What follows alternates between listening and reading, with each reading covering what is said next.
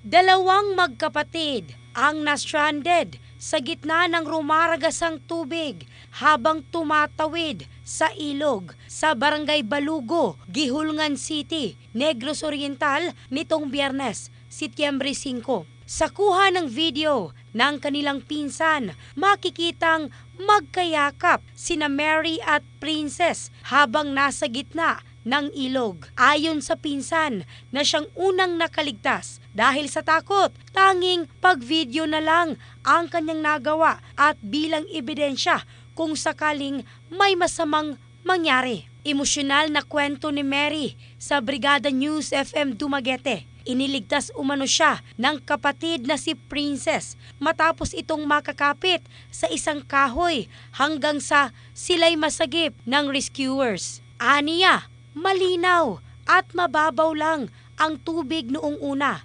pero bigla na lamang bumaha pagdating sa gitna. Ayon sa kanila, kung natapos lang sana ang spillway sa lugar, hindi na sana sila napilitang mag-shortcut sa naturang ilog.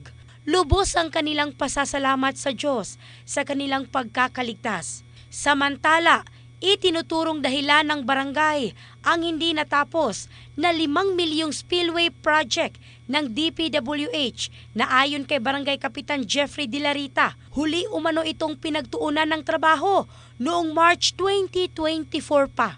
Umapila naman ang alkalde ng lungsod na agarang aksyonan ang problema. Nakatakdang magbigay ng tulong ang LGU, kabilang na ang psychological intervention para sa mga bata. In the heart of changing lives, ako si Michelle Craste ng Brigada News Philippines, the Music and News Authority.